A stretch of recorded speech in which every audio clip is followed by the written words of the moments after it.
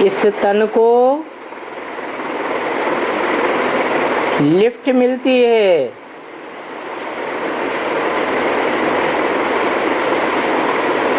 तन देने की अथवा किराया देने की। तो किराए की लिफ्ट मिल जाती है, तब ही कहते हैं भाग्यशाली रथ। बाकी भागीरथ ने कोई पानी की गंगा नहीं लाई,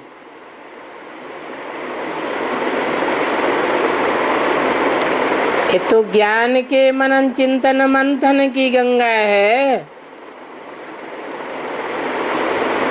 पानी की गंगा की बात नहीं।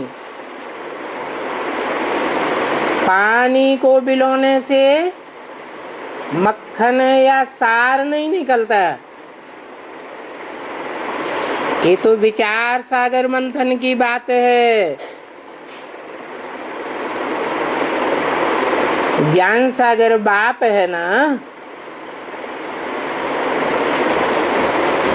तो उनके ज्ञान जन का आलोड़न करने से सार निकलता है। शास्त्र में दिखाते हैं ना, रतन निकले, तो ये एक एक रतन लाखों रुपए का है। ज्ञान की बातें हैं।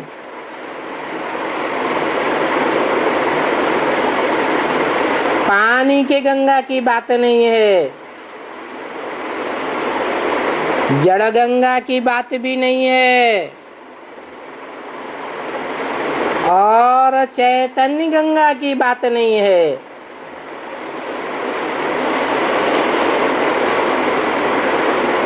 चैतन्य गंगाएं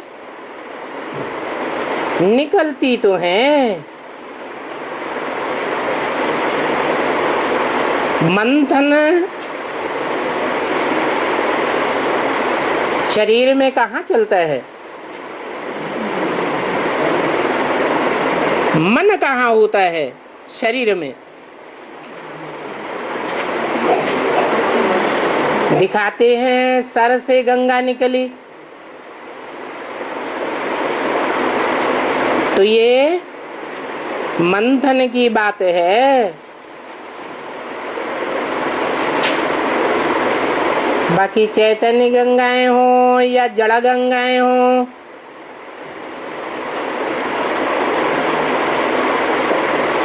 वो तो पानी की गंगाएं हैं। क्योंकि नई नई बातें तो कुछ निकलती नहीं है। जैसे शास्त्रों में शास्त्रों की ही पुरानी बातें सुनाते हैं ना,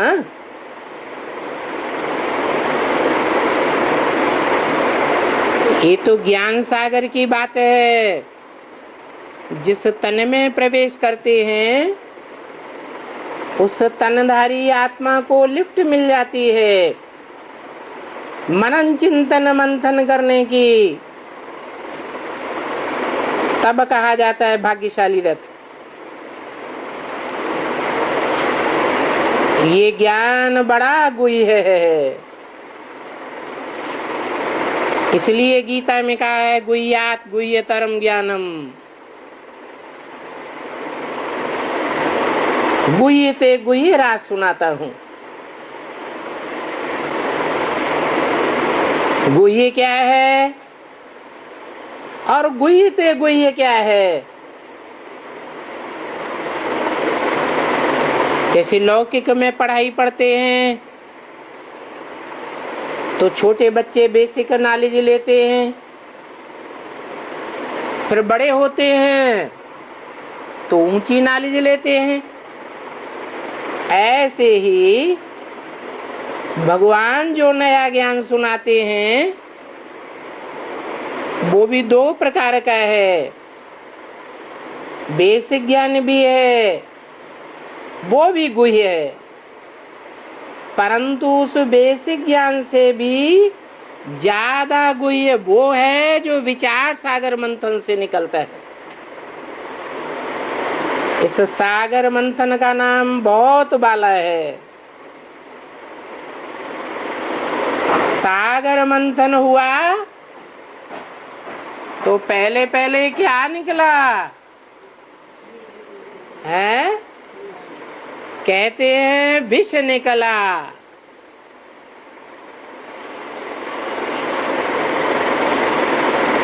जो भी पुराने पुराने धर्म गुरु आचार्य होते हैं, कोई भी धर्म के क्यों न हो,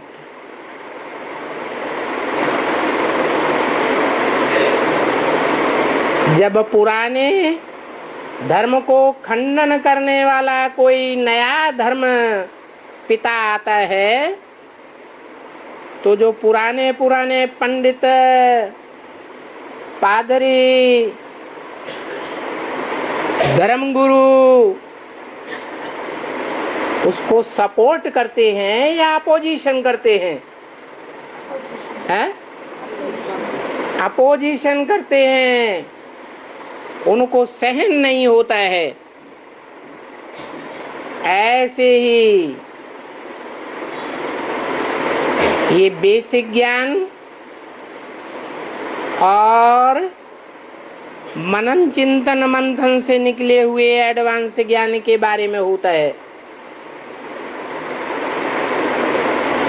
जो पुराने पुराने धर्मगुरु धर्माधीश गद्दियों पर बैठे हुए पहले से कुर्सियों पर आरूढ़ हैं समाज के सामने,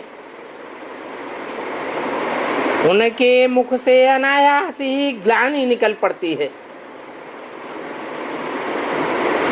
उन नई नई मनन चिंतन की बातों के अपोजिशन में,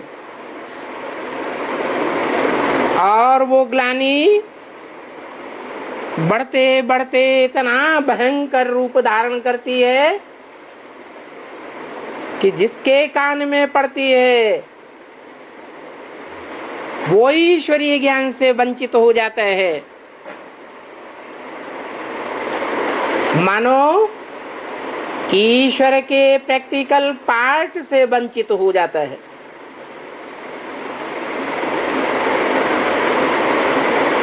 भगवान बाप से वंचित होगी आत्मा तो मरी हुई है या जीवित है? बाप का बच्चा ही न रहा।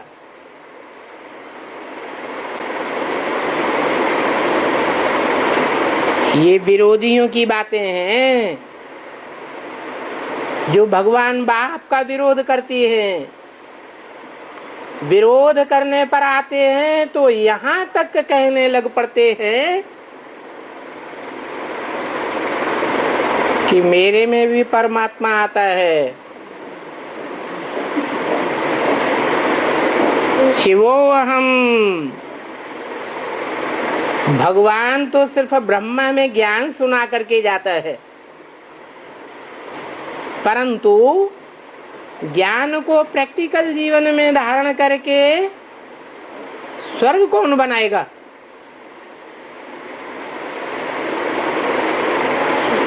ब्रह्मा तो चला जाता है। अब स्वर्ग बनाने वाला कौन है? तो कहते हैं स्वर्ग बनाने वाले हम हैं। मनुष्य कैसे स्वर्ग बनावेगा? इतने बड़े बड़े ग्रेट फादर्स आए, इब्राहिम, बुद्ध, क्राइस्ट, क्या उन्होंने पैराडाइज बनाया इस दुनिया को कि दुनिया और ही नीचे गिरती चली गई? प्रेम, सौहार्द, सहानुभूति, सब जो भी देवताई गुण हैं वो नीचे ही गिरते चले गए। मनुष्य को देवता बना ही नहीं सकता। ज्ञान भी है, कीर्तन करते हैं तो क्या गाते हैं? पतित पावन सीताराम। पतितों को पावन बनाने वाला सीताराम, अर्थात एक ही भगवान बाप है जो नर को नारायण और नारी को लक्ष्मी, अथवा नर को राम और नारी को सीता बनाता है। बाकी दुनिया में कोई भी मनुष्य मात्र नहीं जो पतितों को पावन बना सके। लकब भले ले लेते हैं, श्री श्री 108, अर्थात दुनिया की जो भी श्रेष्ठ 108 आत्माएं हैं, उन 108 आत्माओं के ऊपर सदगुरु हम हैं। टाइटल धराना अलग बात है और उस टाइटल को प्रैक्टिकल जीवन में ला करके संसार के सामने सफल कर देना अलग बात है।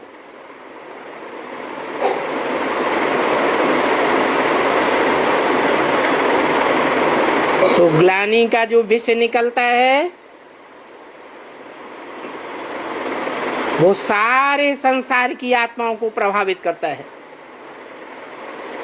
कोई को कम प्रभावित करता है, कोई को जास्ती प्रभावित करता है। यहाँ तक कि लंबे समय के पुरुषार्थ के बाद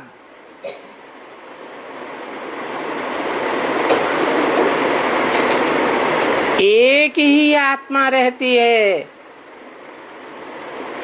जो संपूर्ण निश्चय बुद्धि बनकर के रहती है। बाकी तो जैसे लक्ष्मण को मूर्छा आई, मर नहीं गया, लेकिन माया सबको बेहोश कर देती है। ऐसी ग्लानि का डोज दिया जाता है इन मनुष्य गुरुओं के द्वारा। इसलिए बाप कहते हैं ये ज्ञान बड़ा गुह्य है। शास्त्रों में तो लिख दिया है कलयुग 40,000 वर्ष का है। शास्त्रों में जो भक्ति मार्ग में लिखा गया है वो लिखने वाले कौन थे? मनुष्य गुरुओं ने ही लिखा होगा। जिन मनुष्य गुरुओं ने संसार के सामने ये पहल की कि हम ही भगवान के रूप हैं, हम ही स्वर्ग बनाने वाले हैं, हमारे सिवाय इस दुनिया में कोई भी साकार में स्वर्ग नहीं बना सकता। ऐसे ऐसे गुरु लोगों की सारी जीवन बीतने के बाद भी उन्हें पता चलता है कि ये दुनिया तो नरक बनती जा रही है।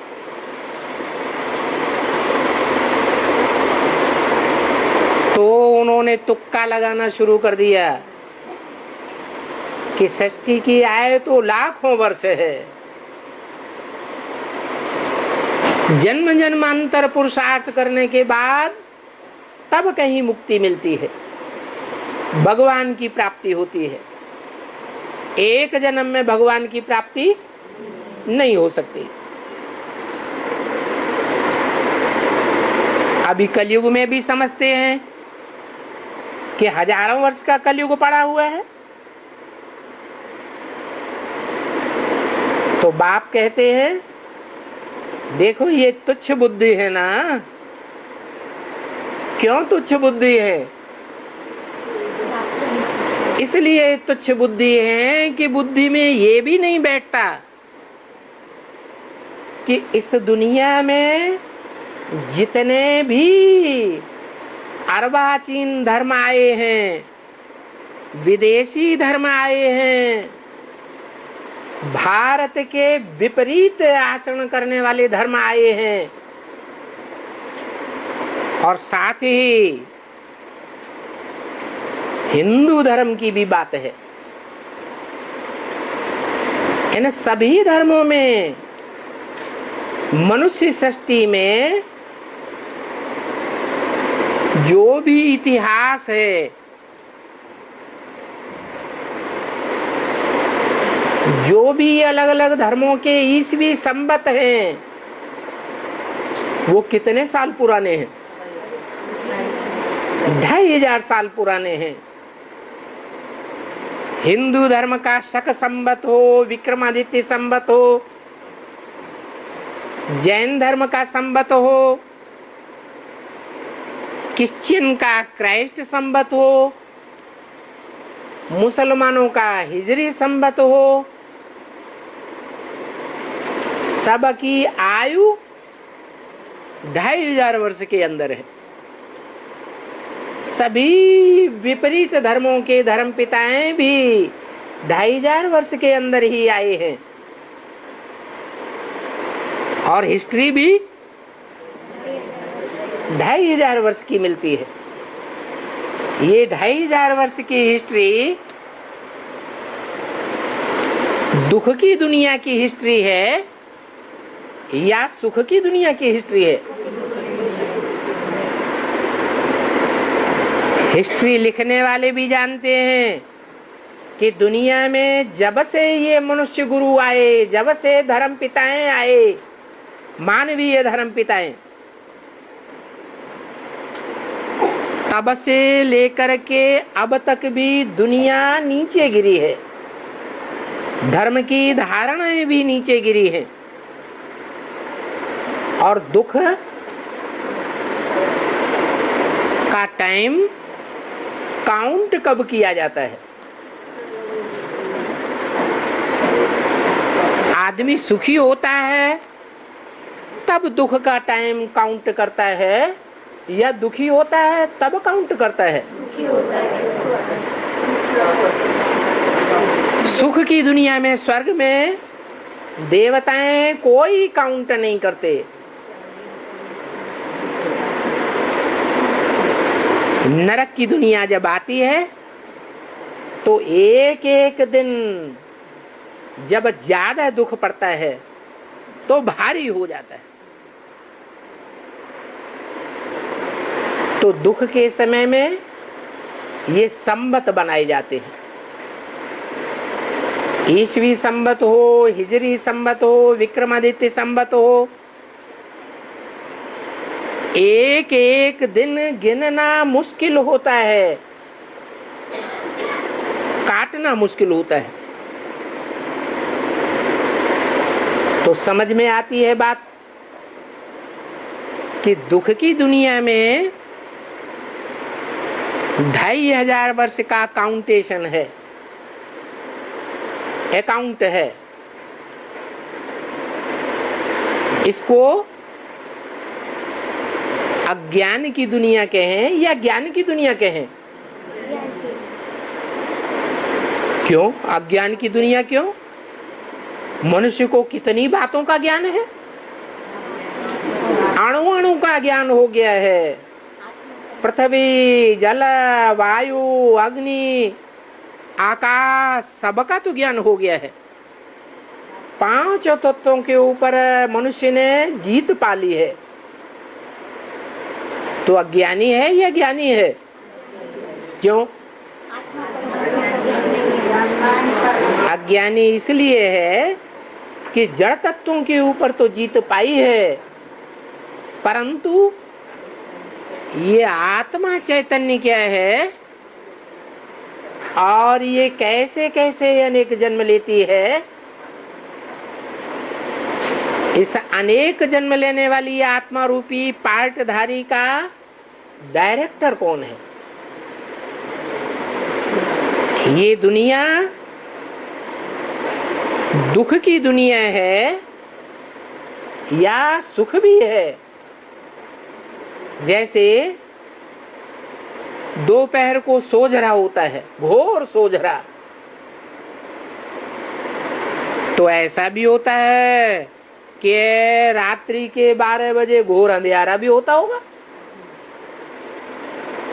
ये विरोधाभास तो दुनिया में जरूर होता है।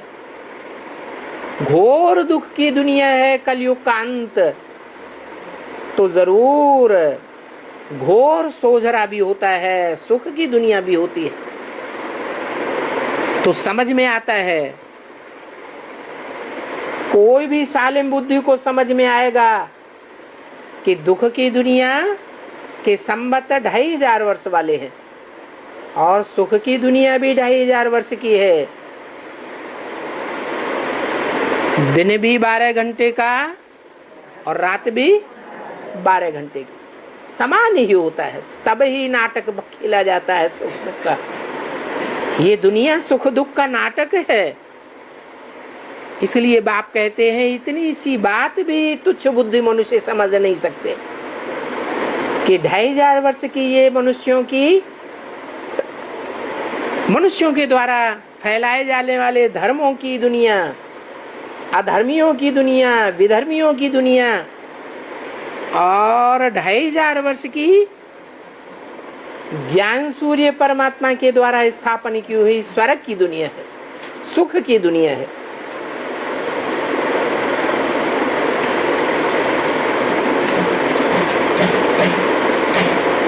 अब बाप कहते हैं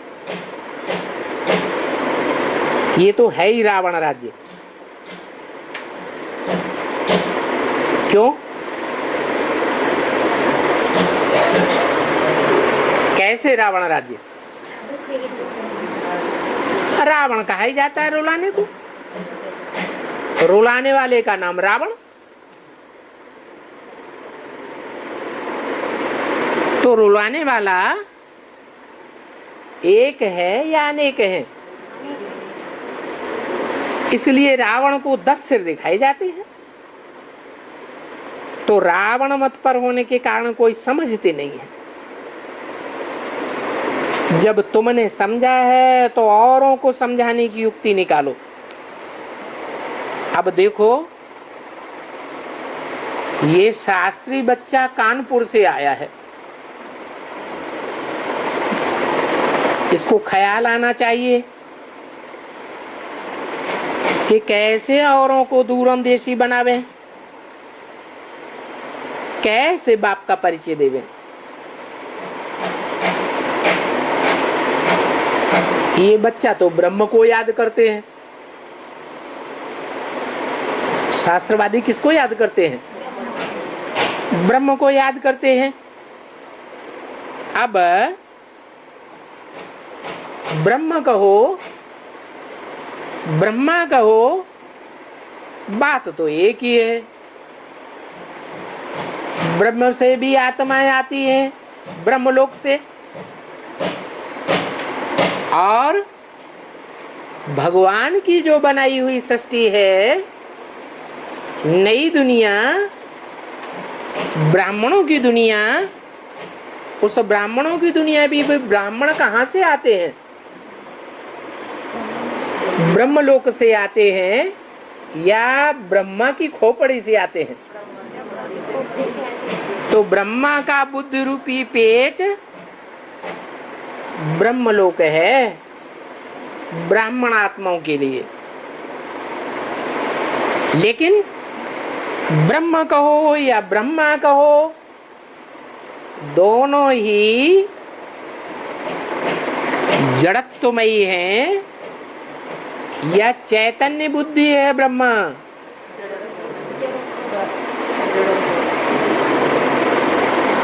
मम्मा की बुद्धि फिर भी चलती थी, एक एक ज्ञान के पॉइंट को उठाती थी और विस्तार में जाती थी। लेकिन ब्रह्मा के मुख से शिव ने जो बोल दिया, बस उतना ही रट लिया, याद कर लिया। उसके अलावा ब्रह्मा की बुद्धि कभी चलती नहीं थी। तो कहेंगे कि जड़त्वमयी बुद्धि, जहां पर परमात्मा रहते हैं। ब्रह्मा की खोपड़ी में परमात्मा था या नहीं था? है? था तो, परंतु जो शास्त्रकार लोग हैं वो ब्रह्म को ही परमात्मा समझ बैठे हैं। क्या हमारे ब्राह्मणों की दुनिया में भी जो बेसिक में पढ़ाई पढ़ाने वाले शास्त्रकार हैं, वो भगवान का साकार रूप किसको समझ बैठे हैं? ब्रह्मा को समझ बैठे हैं। सोचना तो चाहिए, ब्रह्मा की पूजा क्यों नहीं होती? ब्रह्मा की मूर्तियां क्यों नहीं बनती? ब्रह्मा के मंदिर क्यों नहीं बनते? विष्णु के तो बनते हैं, विष्णु की पूजा होती है, शंकर की पूजा होती है। त्रिमूर्ति में 2 देवताओं की पूजा होती है और ब्रह्मा की पूजा नहीं होती, मंदिर नहीं बनते, मूर्तियां नहीं बनती। कारण क्या है? अरे पूजा का कनेक्शन पवित्रता से है। पवित्र की पूजा होती है या अपवित्र की पूजा होती है? पवित्र की पूजा होती है, पवित्रता की पूजा होती है। ब्रह्मा की पूजा नहीं होती, क्योंकि ब्रह्मा तो दाढ़ी मूछ वाला दिखाया हुआ है। ऐसे तो चित्रों में शंकर को भी दाढ़ी मूछ वाला दिखाया हुआ है। दिखाते हैं या नहीं दिखाते हैं? दिखाते हैं, परंतु शंकर को दाढ़ी मूछ वाला भी दिखाया है तो क्लीन शेप वाले भी दिखाया है। इससे साबित होता है कि शास्त्रों में भक्तों ने, कृष्ण की भक्ति करने वालों ने जो कृष्ण का नाम श्याम सुंदर रख दिया है, वो श्याम और सुंदर ब्रह्मा की बात है या शंकर की बात है? क्यों? क्योंकि शंकर को दाढ़ी मूछ वाला भी दिखाते हैं और शंकर को क्लीन शेव देवता भी दिखाते हैं। अर्थात शंकर के नाम रूप से कोई ब्राह्मण है जो पहले अपवित्र होता है और बाद में पवित्र बन जाता है। तो कृष्ण की बात नहीं है। ये श्याम सुंदर नाम कृष्ण का रांग रख दिया है। कृष्ण कहो, ब्रह्मा कहो, बात एक ही है। तो बेसिक में जो गुरु लोग बैठे हुए हैं अधूरी नॉलेज लेने वाले, वो क्या समझते हैं कि ब्रह्मा इस जन्म में काला है और अगले जन्म में गोरा बनेगा, इसलिए श्याम सुंदर नाम कहते हैं। परंतु श्याम सुंदर एक शरीरधारी का नाम है या 2 शरीरधारियों के नाम है? शास्त्रों में जो गायन है वो एक शरीरधारी का नाम है या 2 शरीरधारी है? एक शरीरधारी है। ऐसे नहीं एक कलयुग का शरीरधारी और एक सतयुग का शरीरधारी, दोनों को मिला करके एक नाम रख दिया हो? नहीं। हाँ, ये कह सकते हैं कि ब्रह्मा वाली आत्मा ही जब अधूरा पुरुषार्थी होती है, पुरुषार्थ करते करते बीच में ही शरीर छूट जाता है, तो अधूरे चंद्रमा के रूप में शंकर के मस्तिष्क में विराजमान होता है। जो यादगार दिखाते हैं शंकर के माथे पर चंद्रमा, बाकी ऐसे नहीं है कि सिर्फ कृष्ण उर्फ ब्रह्मा की यादगार है। नहीं, यादगार जो बनती है वो साकार शरीरधारी की बनती है या सूक्ष्म शरीरधारी की बनती है? साकार शरीरधारी की बनती है। तो वो शास्त्रकार लोग ब्रह्मा अथवा ब्रह्मा को ही भगवान समझ बैठे हैं।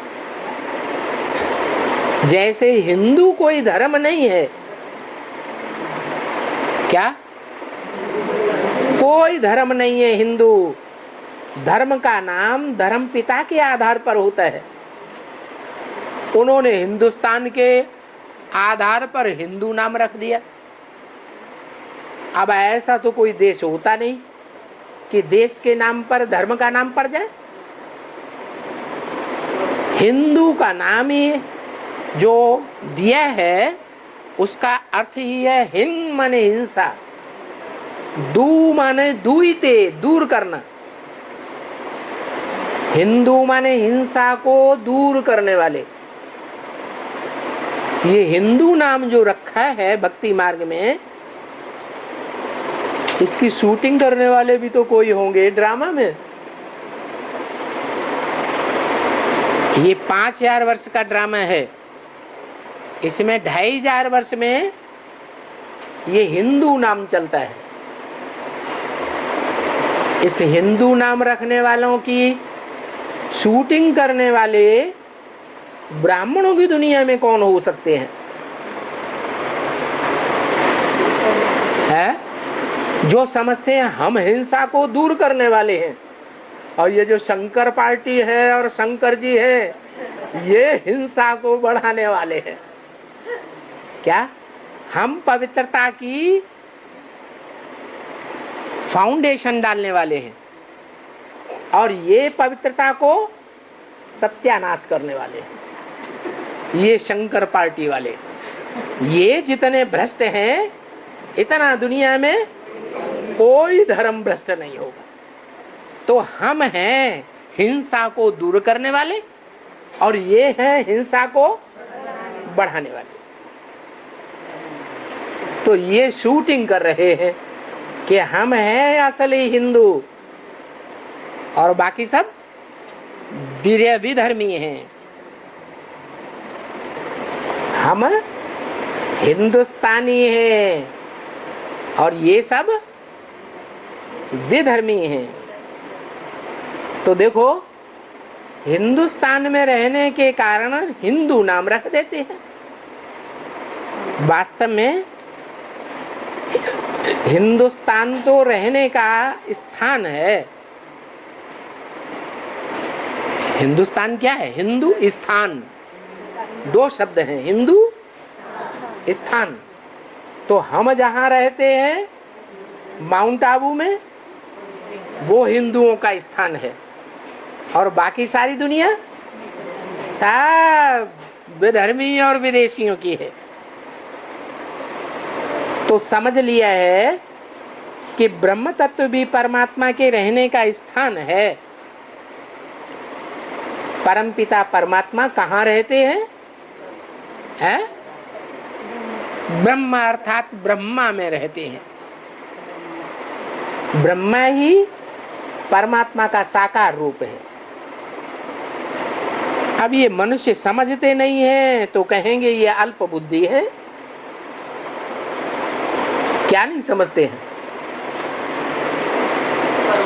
यही बात नहीं समझते हैं कि अगर परमात्मा है तो परम कार्य करेगा, या जैसे सभी धर्म पिताओं ने आकर के ढपली बजाई और ढपली बजा के गाल बजा के चले गए, दुनिया नीचे गिरती गई, ऐसे ही भगवान भी करेगा क्या? भगवान क्या करके जाता है? भगवान तो जो दुनिया के लोग नहीं करते, दुनिया के धर्म पिताएं नहीं करते, कोई भी मनुष्य मात्र महात्मा नहीं कर पाता, वो कार्य परमात्मा आकर के करते हैं। क्या कार्य करते हैं? नरक को स्वर्ग बना करके जाते हैं, पतितों को पावन बना करके जाते हैं। ये काम मनुष्य नहीं कर सकता। ऐसे नहीं कि भगवान ब्रह्मा तन में आकर के ज्ञान सुना के चला जाता है, उसका काम पूरा हो गया। फिर तो जैसे धर्म पिताएं आते हैं, अपना अपना ज्ञान सुनाते हैं और फिर चले जाते हैं, दुनिया नीचे ही गिरती रहती है। तो भगवान में और मनुष्य में अंतर क्या हुआ? कुछ अंतर हुआ? अंतर तो कुछ भी नहीं हुआ। अंतर यही है कि भगवान बाप आते हैं तो नरक को स्वर्ग बनाते हैं, पतितों को पावन बनाते हैं, और मनुष्य देवताओं को भी क्या बना देता है? पतित बना देता है, राक्षस बना देता है। भगवान के कार्य में और मनुष्यों के कार्य में बड़ा भारी डिफरेंस है, रात दिन का अंतर है। तो देखो, ये सब ज्ञान की बातें हैं। दुनियावी बातों को तो सब जानते हैं। ये ब्रह्मा खुद जवाहरी था तो जानता था ना। बाकी ज्ञान की बातों में ये अल्प बुद्धि थे। क्या बोला मुरली में? दुनियावी बातें ब्रह्मा को सब पता है, लेकिन ज्ञान की बातों में अल्प बुद्धि थे, कुछ नहीं जानते थे। फिर बाप ही आए पहचान देते हैं। पहचान थी ब्रह्मा को? है? बाप ही आए पहचान देते हैं। कब पहचान देते हैं? ब्रह्मा कुमारियां इस वाक्य का क्या अर्थ लगाएंगी कि बाप ही आए पहचान देते हैं? वो अर्थ लगाएंगी कि सन 36 में शिव बाप ने आया और ब्रह्मा को भगवान की पहचान दी, ये अर्थ लगाएंगी। एडवांस में वास्तव में अर्थ क्या है? हैं? क्या अर्थ है? कि बाप ही ब्रह्मा को पहचान देते हैं, जो फिर सतयुग में जाके कृष्ण के रूप में जन्म लेता है। तो कब पहचान देते हैं? नहीं, सतयुग में पहचान देते हैं बाप। कब? नहीं, जब बाप का प्रत्यक्षता वर्ष बनाया गया तब से ही ब्रह्मा की सोल ज्ञान चंद्रमा कोई मनुष्य शरीर में प्रवेश करती है और शंकर के नाम रूप से प्रत्यक्ष होती है। उस ब्रह्मा को भी ज्ञान मिलता है, जैसे और भूत प्रेत आत्माएं प्रवेश करती है ना। रुद्राक्ष के मणके होते हैं, रुद्रमाला होती है ना, तो उसमें मुख बने होते हैं एक एक मणके में। किस बात की यादगार है? कोई आत्माओं ने प्रवेश किया है, कोई में एक ने प्रवेश किया है, कोई में बहुतों ने प्रवेश किया है। तो ये ब्रह्मा भी सूक्ष्म शरीरधारी आत्मा है, ये भी प्रवेश करती है। और प्रवेश करने की निशानी ज्ञान चंद्रमा शास्त्रों में और चित्रों में दिखाते हैं। तो वो बाप ही आकर के इनको ज्ञान देते हैं। कौन बाप? शिव बाप माँ के रूप में ज्ञान देते हैं या बाप के रूप में देते हैं? बाप के रूप में आकर के टीचर बन करके ज्ञान देते हैं। जब तक कोई ब्राह्मण न बने तब तक बाप से वर्षा नहीं ले सकता। कैसे ब्राह्मण बनेंगे ब्रह्मा? ब्रह्मा ने तो शरीर छोड़ दिया। ब्रह्मा कैसे ब्राह्मण बनेंगे जो देवता बनेंगे सतयुग में जाके 16 कला संपूर्ण? माना कोई ब्राह्मण बच्चे में ब्रह्मा की सोल प्रवेश करती है और संपूर्ण ज्ञान लेती है। उनकी बुद्धि में भी बैठता है कि गीता का भगवान कृष्ण नहीं है, गीता का भगवान मैं कृष्ण की आत्मा अर्थात ब्रह्मा की आत्मा नहीं हूँ। गीता का भगवान साकार में वास्तव में शिव शंकर भोलेनाथ ही है। जब तक पक्का ब्राह्मण न बने तब तक बाप से वर्षा नहीं ले सकता। कौन सा वर्षा है? शांति धाम में जाने का मुक्ति का वर्षा और सुख धाम में जाने का जीवन में रहते मुक्ति का वर्षा। हाँ, प्रजा तो बननी है, कोई ने भी संदेश लिया है, बाप का परिचय भले नहीं लिया है, लेकिन संदेश तो लिया है। तो संदेश लेने वाले सतयुग में, त्रेता में प्रजा तो बन जाएंगे। किसी ने थोड़ा भी ज्ञान सुना तो प्रजा तो बन गई। थोड़ा माना बेसिक नॉलेज का ही ज्ञान सुना, संदेश मात्र भी लिया। बेसिक नॉलेज में क्या होता है? बाप का परिचय देते हैं या संदेश लेते हैं? संदेश देते हैं। तो संदेश क्या है? भगवान आया हुआ है इस सृष्टि पर, पुरानी दुनिया का विनाश करने के लिए है और नई दुनिया स्वर्ग की स्थापना करने के लिए। ये तीन बातों का संदेश कोई को मिला तो वो स्वर्ग में तो जरूर आवे। अब स्वर्ग में सतयुग के आदि में आवेगा या त्रेता के अंत में आवेगा, ये अलग बात है। हाँ, सतयुग के आदि स्वर्णिम संगम युग में वो आवेंगे जो डायरेक्ट बाप से सुनेंगे। क्या? डायरेक्ट माँ से नहीं, डायरेक्ट माँ किसके द्वारा? ब्रह्मा के द्वारा। डायरेक्ट बाप के द्वारा जो संदेश लेंगे वो कहाँ आवेंगे? स्वर्ग में तो आवेंगे, लेकिन आदि में आवेंगे, मध्य में आवेंगे या अंत में आवेंगे? एकदम आदि में आवेंगे। कितने जन्म लेंगे? भल प्रजा वर्ग में आवेंगे तो भी 84 जन्म लेंगे। थोड़ा भी ज्ञान सुना तो प्रजा तो बन गई। भले वो विकार में भी जाते रहे। क्या कहा? संदेश लेने वाले, बाप से थोड़ा भी सुनने वाले, बाप के सन्मुख थोड़ा भी सुनते हैं लेकिन पवित्र नहीं रहते हैं, रोज क्लास भी नहीं करते हैं, तो भी कौन से स्वर्ग में आ जाएंगे? हैं? एकदम संगम युगी स्वर्ग में आ जाएंगे। भले विकार में भी जाते रहे, संदेश लेने के बाद वो प्रजा बन जाएंगे, राजाई पद नहीं पावेंगे। तो फिर उनको जो संदेश लेकर भी विकार में जाते रहते हैं, संदेश ले लेते हैं भगवान बाप आ गया है, फिर भी विकार में जाते रहते हैं, तो उनको सजा तो भोगनी पड़ेगी। क्या?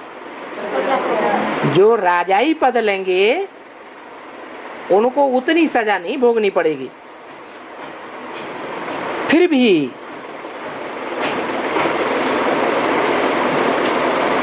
एकदम पिछाड़ी में आवेंगे। संगम युग के, स्वर्णिम संगम युग के स्वर्ग में तो आवेंगे, लेकिन कब आवेंगे? हैं? एकदम पिछाड़ी में आवेंगे। क्या मतलब हुआ?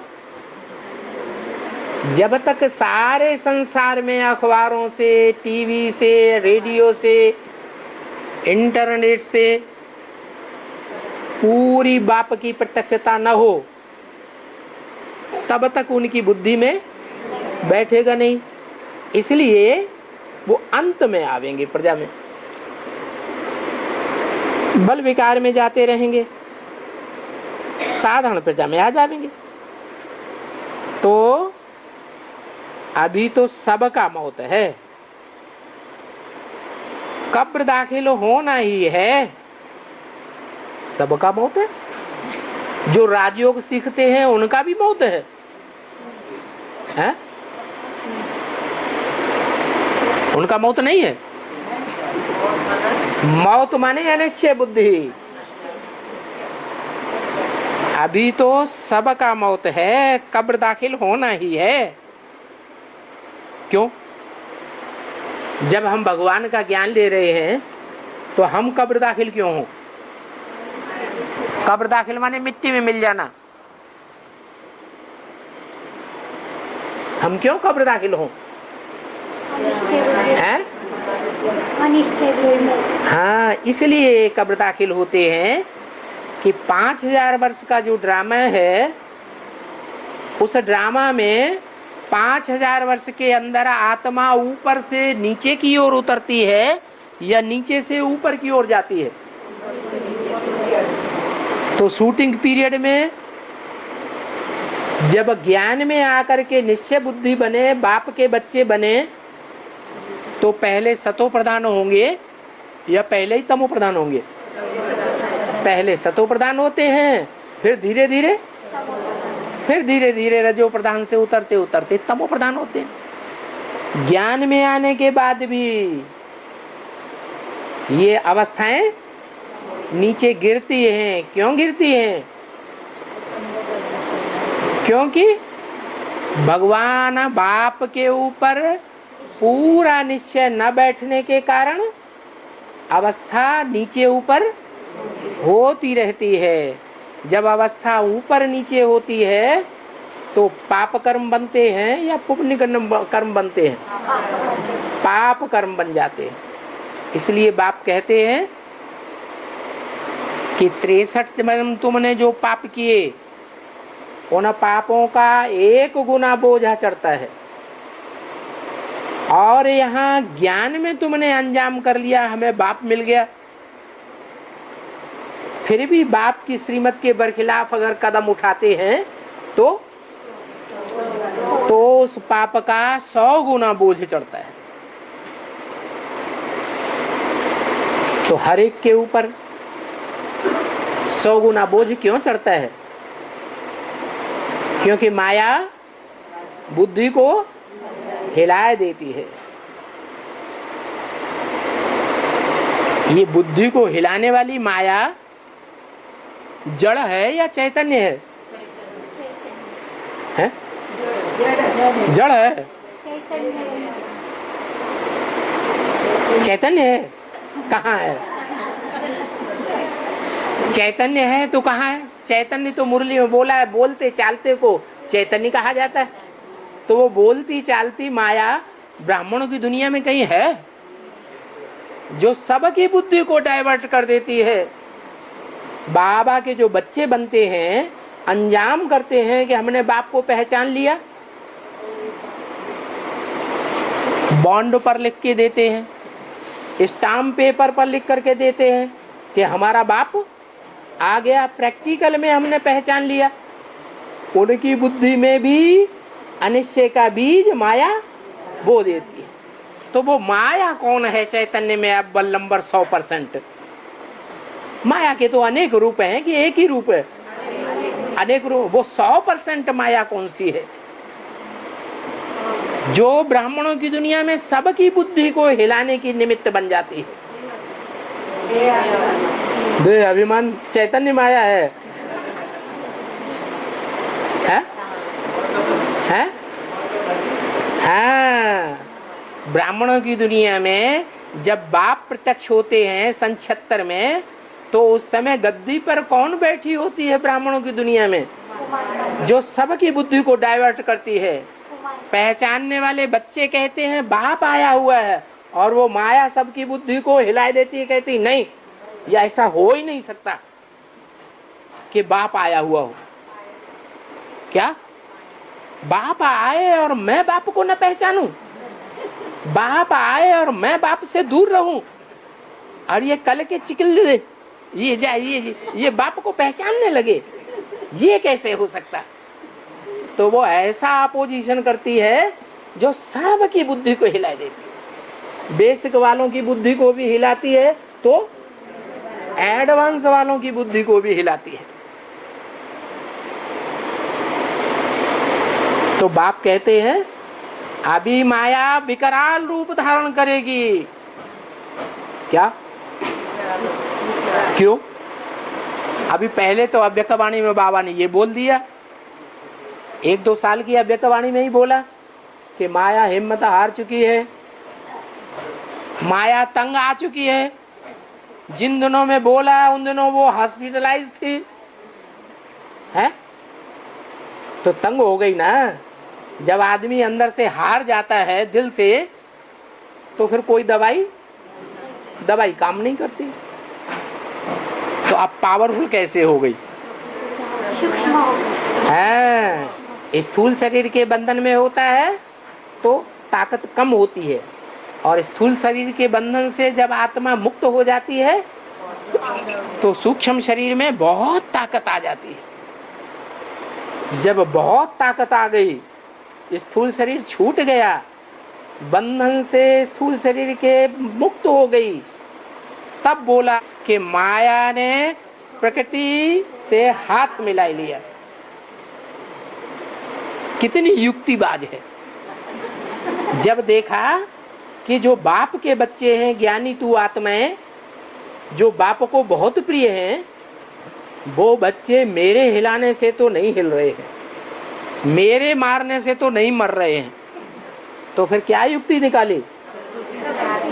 जो प्रकृति मैया है उस प्रकृति माता से हाथ मिला लेती है। अब बताओ, प्रकृति ज्यादा पावरफुल है या माया ज्यादा पावरफुल है?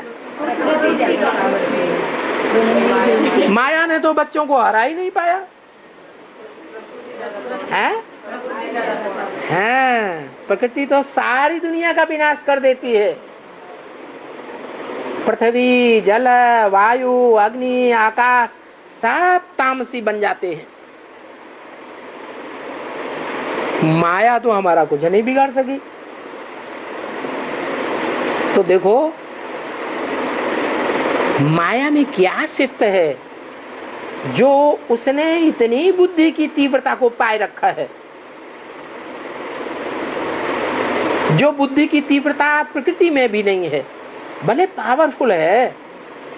कोई ऐसे भी होते हैं दुनिया में, शरीर से तो बड़े हट्टे कट्टे पहलवान होते हैं, लेकिन बुद्धि से डल होते हैं। तो ऐसे ही प्रकृति है तो बड़ी पावरफुल। प्रकृति को कौन रचता है? प्रकृति पति कौन है?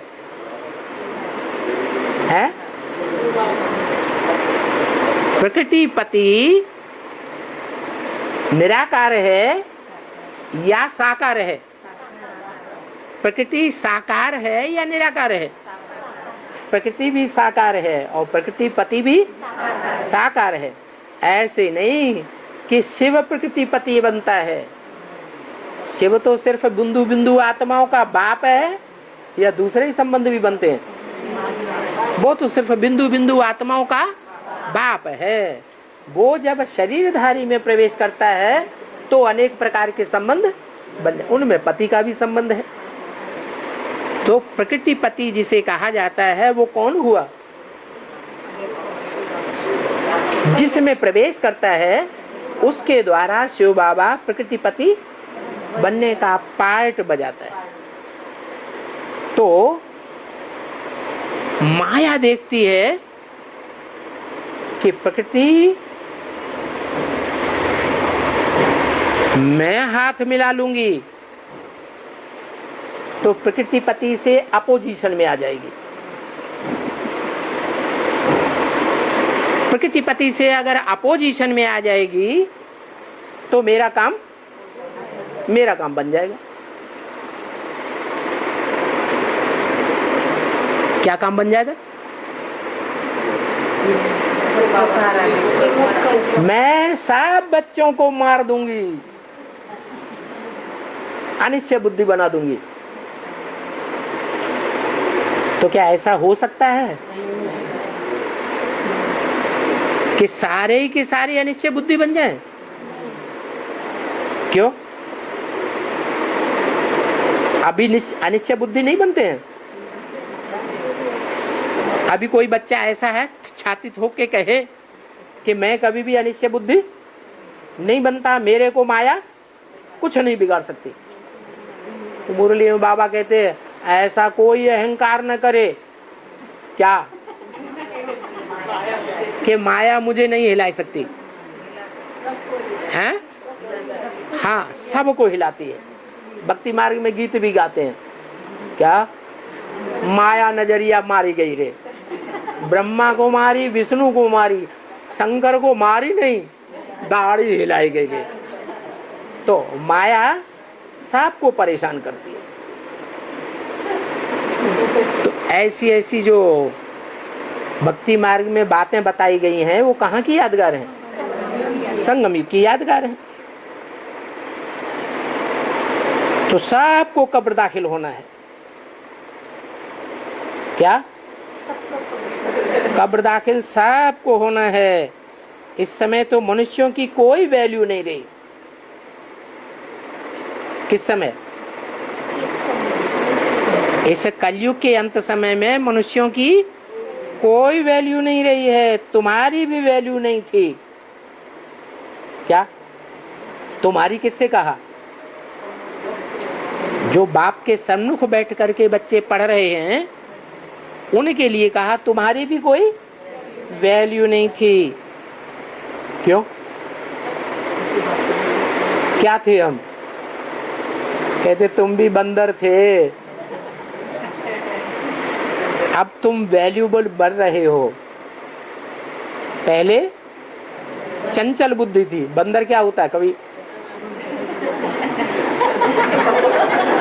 चंचल बुद्धि, चंचल आंख होती है ना। तो पहले तुम्हारी भी आंख स्थिरियम नहीं थी। योगी की निशानी क्या है? आंख स्थिरियम हो जाएगी।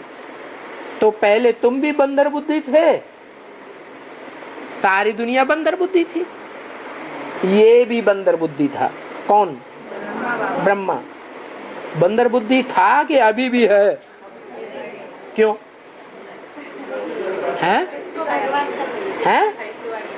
हाँ हाँ, ये है तो वाणी 65 की। हाँ, लेकिन अभी तो उसका क्लैरिफिकेशन आ रहा है ना, तो अर्थ बदल जाता है। तो पहले भी ये बंदर बुद्धि था, तुम भी बंदर बुद्धि थे, तुम अब बंदर बुद्धि नहीं हो, तुम्हारे में चेंज आया है। और ये पहले भी बंदर बुद्धि था और अब अभी भी बंदर बुद्धि। कैसे? हैं? हाँ, इनकी बुद्धि में अभी भी नहीं बैठा है कि गीता का साकार भगवान इस सृष्टि पर कौन हो सकता है।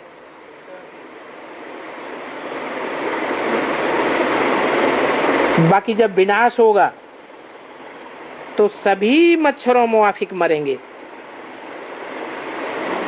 जैसे दिवाली पर मच्छर कितने मरते हैं, तो सबको मरना तो है ही। काहे से? काहे से मरेंगे? हैं? देह अभिमान से। इस दुनिया में ऐसा कोई नहीं रहेगा जो देह अभिमान से मरे नहीं। सबको मरना पड़ेगा। सबको मरना तो है ही, क्योंकि सबको वापस जाना है।